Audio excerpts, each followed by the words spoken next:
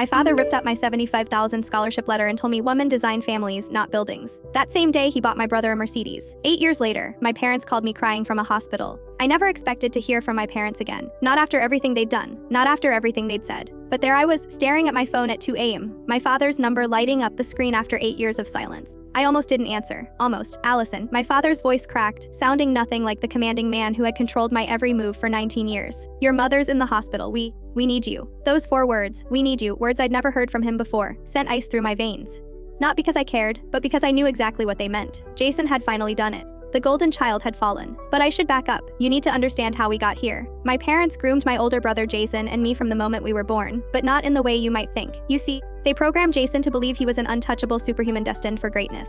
Meanwhile, I was nothing but a future trophy wife and support system for some imaginary successful husband. The first memory I have of understanding my place in the family hierarchy happened when I was 12. I'd spent months working on a design for our school's architecture competition. My model of a sustainable community center won first place, earning me a recommendation letter from the state's most prestigious architectural program. When I showed my father, his face twisted into something between disgust and disappointment. Architecture. Really, Allison? He snatched the letter from my hands. Women design families, not buildings. Then he did something I'll never forget. He tore the letter into tiny pieces, letting them fall like confetti at my feet. This nonsense stops. Focus on something practical for a girl. That same week, they bought Jason a $75,000 Mercedes for his college graduation. Age matters for men in finance. Dad explained while handing over the keys. When I started crying, he raised his hand as if to slap me. This time he managed to stop himself, but the message was clear. Stop being selfish. Your brother has a real future. But compared to my mother's disturbing training program, none of this was even that bad. It all started the day I turned 12. Instead of waking up to birthday gifts or a hug, my mother handed me a binder labeled Perfect Wife Training. Inside was a detailed schedule of cooking classes, etiquette training, and what she called marriage simulation days. You're becoming a young woman now, she explained with a smile that never reached her eyes.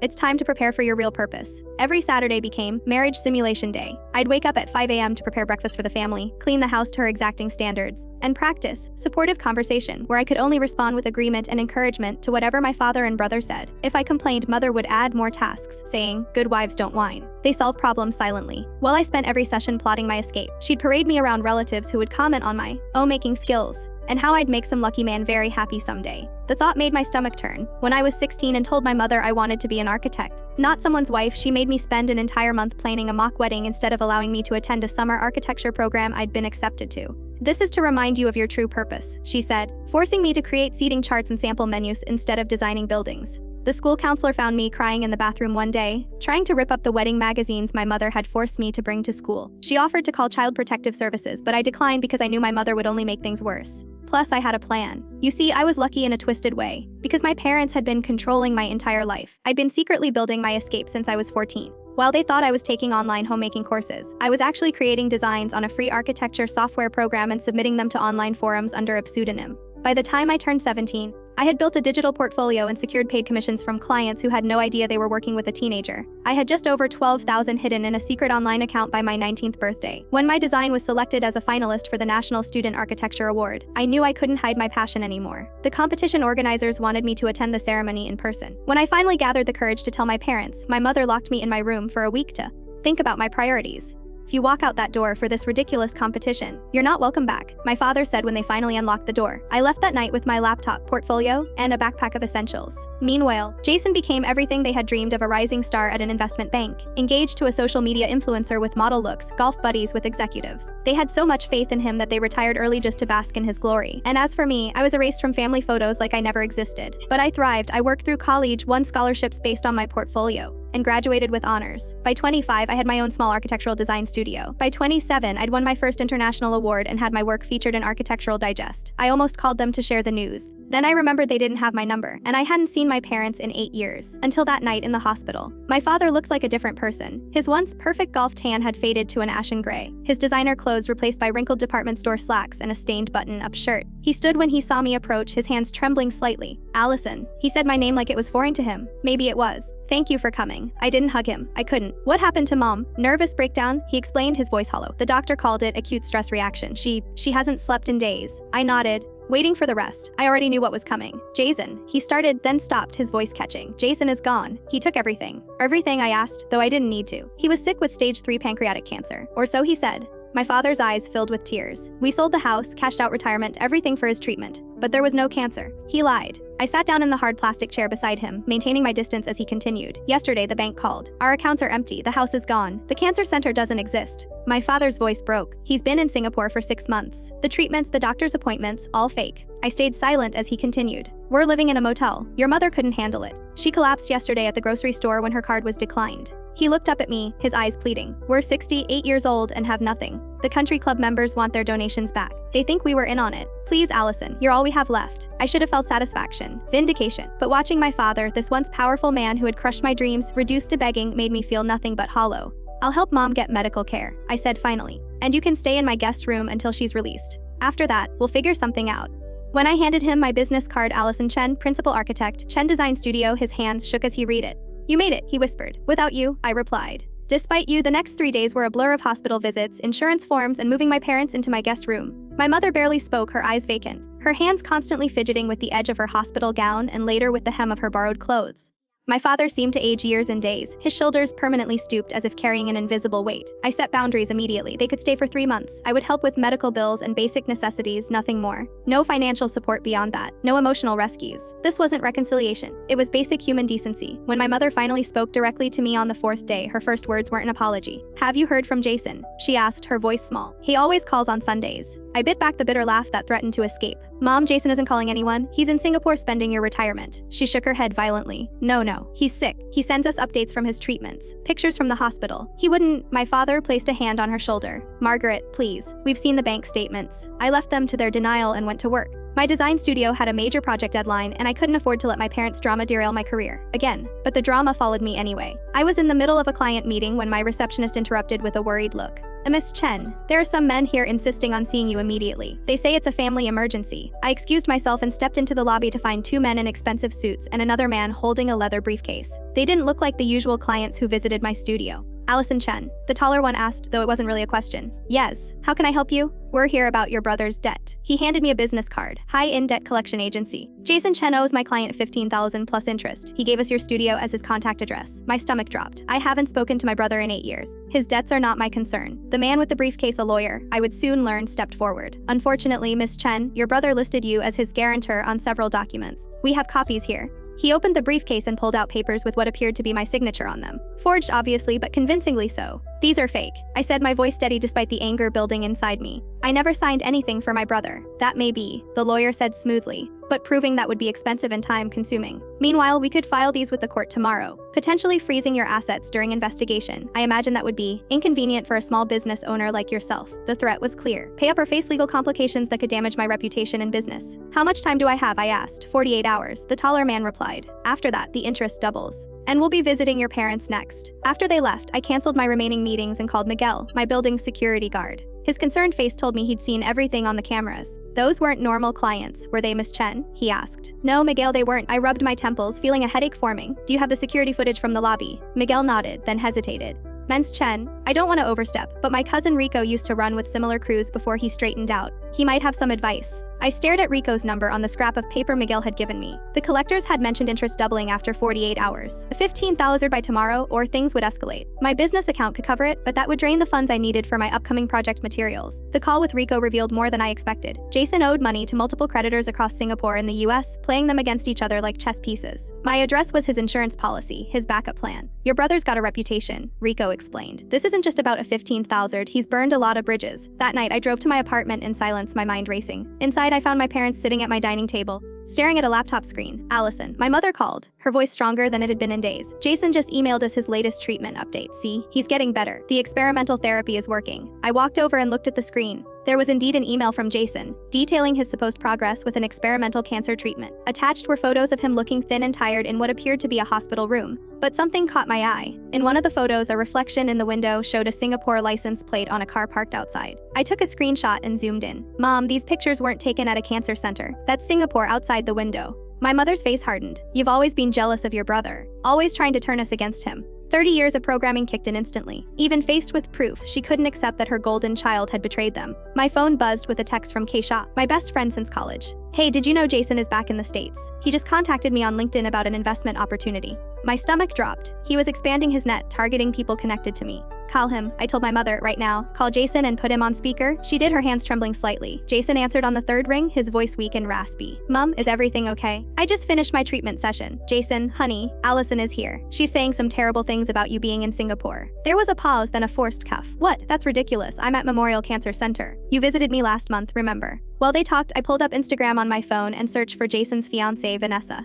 Her stories showed her at a rooftop bar in Singapore just 2 hours ago. And there, in the background, was Jason, cocktail in hand, looking perfectly healthy. I turned the phone screen toward my father, who had remained silent throughout the conversation. His face crumbled as he saw the timestamp and location tag. After my mother hung up, insisting that I was manipulating images to hurt Jason, I noticed boxes stacked in the corner of my guest room. My childhood belongings. Curious, I opened one and found my old sketchbooks. Jason had been through them, pages torn out, designs defaced with comments like pathetic and delusional. My college application essays were marked up with notes about my abandonment of the family. My phone rang constantly over the next few days. Keisha, colleagues, even distant relatives. Jason had been busy sending messages about my supposed mental instability. Each caller expressed concern, but I heard the doubt in their voices. He was poisoning the well, ensuring no one would believe me if I exposed him. My assistant pulled me aside at work. Someone called about verifying your employment for a family emergency. The caller implied you were having issues. I didn't provide any information, but I was worried. My HR director, who'd known my family since I was young, called me to her office. She dismissed the concerns but warned me that Jason had been contacting board members' spouses during charity lunches, spreading rumors about my mental health. I spent my lunch break at a storage facility where my parents had kept some of Jason's belongings. With my father's permission, I searched through boxes labeled Jason's college memories. Instead, I found a laptop with browsing history intact. 2 years of Singapore real estate searches, luxury car rentals, investment schemes. He'd been planning this since being passed over for vice president at his investment firm. The real shock came in a folder marked investment presentations. Jason had created a fake cancer research fund targeting my parents' retirement community. A $50,000 raised for guaranteed returns that never materialized. The homeowners association president had quietly refunded people to avoid scandal. My parents had invested half that amount. I drove to the retirement community and found Diane, the HOA bookkeeper who'd always been suspicious of Jason. She'd kept copies of everything, waiting for someone to ask the right questions. Your brother has quite the silver tongue, she said,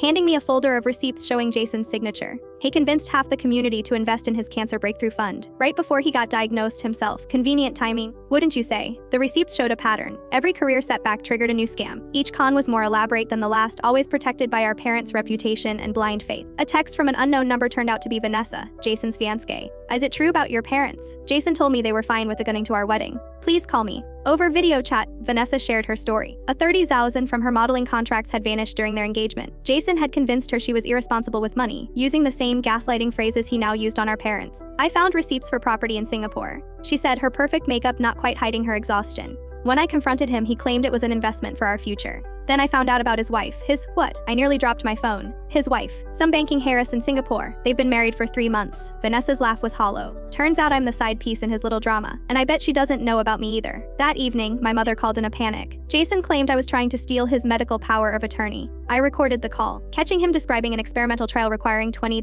upfront. His voice was weak, pathetic. Mom was crying, begging me to stop interfering with his treatment. My father's doubt finally surfaced during dinner at my apartment. He suggested they speak directly to Jason's doctors. Mom shut him down immediately, but I saw the crack in her armor. The seed of truth was planted, even if she wasn't ready to nurture it. Jason's escalation began that night. I woke to find my cousin messaging me frantically. Jason had contacted her claiming I was financially abusing our parents, using quotes from my old sketchbooks completely out of context. That was surgical. He'd twisted my teenage frustrations into evidence of lifelong resentment. I recognized the pattern immediately. When we were kids, Jason would break my design models, then convince our parents I'd done it myself for attention. Same playbook, just higher stakes now. Keisha's brother, a cybersecurity specialist, called with disturbing news. He'd traced Jason's hospital, emails to a luxury Singapore VPN service, but more concerning was what else he found. Jason had been accessing my cloud storage, reading years of therapy notes I'd kept digitally. My stomach turned as I realized the depth of his invasion. I changed every password immediately, but the damage was done. Jason had already downloaded sessions where I discussed feeling guilty about succeeding despite my parents' sabotage. He'd weaponized my vulnerability against me, using my own healing journey as ammunition. Creating an encrypted folder became my next priority. I documented everything meticulously, sharing access only with Keisha and my lawyer. Insurance against Jason's manipulation campaign. Every receipt, every screenshot, every piece of evidence backed up in triplicate. Rico called with updates from his connections. Jason owed money to 6 different creditors across Asia and North America, giving each other's addresses as his own. My studio was his safest option, the only address not already burned with other collectors. Through my professional network, I hired a private investigator. Within days, he uncovered something explosive. Jason's investment firm had conducted an internal investigation last year for client fund irregularities. They'd settle quietly to avoid scandal, but the damage was clear. Marcus, Jason's former assistant, agreed to meet me at a quiet cafe. He looked exhausted, defeated. Jason had blamed him for the missing client funds, destroyed his career with false accusations. Marcus had kept everything: emails, documents, recordings. He'd known they stole approximately 200 Zauser Delosen from client accounts. Marcus explained, sliding a USB drive across the table. The firm covered it to avoid scandal, but forced him out. His medical leave was actually a negotiated suspension. I adopted a careful strategy with my parents. Instead of attacking Jason directly, I expressed concern for his health and suggested getting a second opinion from a specialist I knew. Mom noticed my apparent maturity about the situation, her guard lowering slightly. The collector's deadline loomed. 36 hours to decide whether to drain my business account protecting my parents, or let Jason face consequences that might splash back on them. The weight of the decision pressed on my chest. Vanessa forwarded wedding vendor emails that made my blood boil. Jason had told them all her family would pay, then given my studio address for the bills. I'd been receiving collection notices for months, dismissing them as mistakes. Another piece of his web revealed. During Sunday dinner at my apartment, Jason video called from his hospital bed. I spotted a Singapore news broadcast playing on a muted TV in his background, but my parents were too focused on his face to notice. The performance was flawless: weak voice, pale makeup, the perfect suffering son. He made his move then, offering to forgive me for abandoning the family if I covered his medical debts. His manipulation was transparent to me now. When I refused, his mask slipped slightly. He mentioned the collectors had our parents' address too. The threat hung in the air. Kesha's husband, a doctor at University Hospital, spent an evening researching. No cancer center matched Jason's descriptions. The treatment protocols he described were nonsensical, mixing terms from different diseases. My parents began privately questioning things, though they wouldn't admit it aloud. Timeline analysis revealed the full scope of Jason's planning. He'd started 2 years ago, right after being passed over for vice president. His cancer symptoms began that same week. Every detail orchestrated, every move calculated. I realized Jason's control had limits. It only extended to those who still believed his lies: elderly relatives, distant friends, our parents' generation, who didn't want to make trouble. Younger cousins were already questioning things in our family group chat. Marcus provided the firm's complete investigation file during our second meeting. The numbers were staggering. Jason had stolen over $200,000 from client trust accounts. The firm had covered it to avoid scandal but forced him out. His medical leave was actually a negotiated exit. Kesha worked through the night creating a secure digital archive documenting Jason's cons. Every piece of evidence organized, searchable, ready to deploy if needed. Sometimes the truth needs a platform, she explained, her fingers flying across the keyboard. We spent the night strategizing, our friendship deepening through shared purpose. Despite my rage, I refused to fabricate evidence or lie. I wouldn't become Jason to defeat him. My focus remained on documenting truth meticulously, letting facts speak louder than manipulation. During our next video call, I calmly asked Jason about specific Singapore locations near his supposed hospital. He stumbled, claimed medical confusion from treatment. Then he accidentally named his hotel instead of the fictional cancer center. I screenshot his panicked expression before he could end the call. Dad started checking bank statements secretly. His hands shook as he discovered charges from Singapore luxury stores during Jason's supposed chemotherapy weeks. He printed everything without telling Mom, hiding the papers in his dresser drawer. Diane, the HOA bookkeeper, took matters into her own hands. She quietly informed other retirement community residents about the investment fund scam. 2 more families came forward. Jason had borrowed for emergencies that never existed. His reputation crumbled without me saying a word. Mom overheard book club friends whispering about Jason at the community center. For the first time in my life, she didn't defend him. She sat silently through the entire gossip session, her face growing paler with each revelation. I mobilized my professional network. Colleagues offered my parents better jobs, real support, actual help. Everything Jason had promised but never delivered materialized through genuine connections. The contrast wasn't lost on them. Jason called, demanding I stop spreading lies. I played the recording of him laughing about taking Dad's Rolex. The long silence before he hung up told me everything. He was rattled, his control slipping. My parents' former neighbor mentioned seeing my kindness versus Jason's absence over the years. She'd always wondered why I stayed away but understood now. Her offer to testify if needed touched me more than I expected. Jason's options narrowed daily. Singapore's luxury lifestyle costs were mounting. His income had stopped, and no new marks were available. He started making desperate offers to return if everyone would just calm down. The panic in his messages was palpable. Vanessa's father called with a final piece. He'd suspected Jason all along and hired a forensic accountant. Jason had stolen from 3 other fiancés using similar patterns. The evidence was overwhelming, the pattern undeniable. I made sure my parents had food support and dignity while pursuing Jason. His crimes wouldn't make me cruel. I brought Mom her favorite tea during each visit. Small gestures rebuilding what had been broken. My parents' former country club friends began reaching out.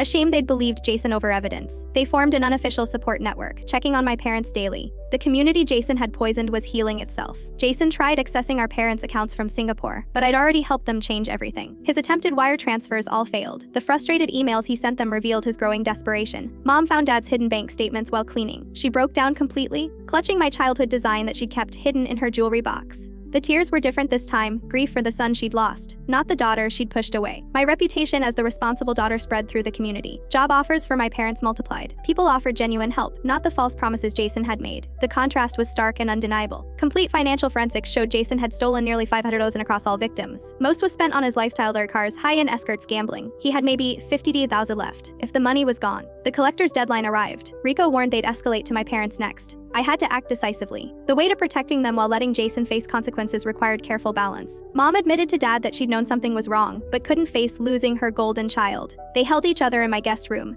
their marriage healing through shared pain. Watching them rebuild gave me unexpected hope. I realized I wasn't just freeing them financially. I was freeing them from Jason's psychological prison they'd lived in for decades. Every truth revealed loosened his grip on their reality. When Mom broke down during my next visit, I comforted her without gloating. I explained that Jason was sick in a different way, that his betrayal wasn't her fault. It was the first time she'd properly hugged me since I was 12 years old. The extended family group chat exploded as evidence spread. Cousins shared their own Jason stories, loans never repaid, lies about me, manipulations they'd noticed but never mentioned. The truth had been there all along, waiting to be acknowledged. Even Jason's business school friends admitted they'd always suspected something was off. They told me he'd talked about me like I was dead. Made them think I'd done something terrible to be erased so completely. The revelation stung less than I expected. I negotiated with the main collector through Rico. Jason's debt would transfer fully to him. My parents would be clear. I provided Jason's Singapore contact information, his hotel details, his daily routines. The collector's satisfaction was evident in his voice. Jason attempted his last manipulation, threatening suicide if I didn't stop. I recognized the tactic from childhood, the same threat he'd used to get bigger birthday presents. I didn't take the bait but documented the threat carefully. Keisha monitored Jason's social media. Hours after the suicide threat, he was posting from a yacht party about fake family trying to bring down success. The cognitive dissonance would have been funny if it weren't so pathetic. Jason's firm officially terminated him after I confidentially shared evidence with their legal department. His income stopped immediately, though his LinkedIn still claimed medical leave. The Singapore lifestyle was unsustainable now. My parents began therapy, their relationship with me slowly rebuilding on an honest foundation. For the first time in my life, we were relating as real people, not the roles they'd assigned us at birth. My team at work rallied around me, offering to create a victim fund for Jason's targets. My leadership through this crisis had only strengthened their respect. The irony wasn't lost on me. The child given nothing had built something real. All evidence compiled into a comprehensive package, 47 pages documenting every lie, every theft, every manipulation. The timeline alone was 12 pages, supported by receipts, screenshots, recordings. The truth was undeniable. Mom apologized for the first time in my life. She admitted she'd been so afraid of being a bad mother that she'd become a terrible one. She said I deserved better, that she'd spend whatever time she had left trying to make amends. The words I'd waited decades to hear felt surreal. Dad's admission came during our next meeting at my apartment. He acknowledged how he'd enabled Jason while crushing my dreams, his voice cracking as he promised to spend whatever time remained making amends. The weight of 30 years lifted slightly from my shoulders. The community's response accelerated. Jason's reputation crumbled as more stories emerged. Parents' friends who defended him for decades now crossed the street to avoid association. Natural consequences unfolded without my intervention. I discovered Jason had purchased fake cancer treatment receipts from the dark web. The complete medical fraud kit cost $500.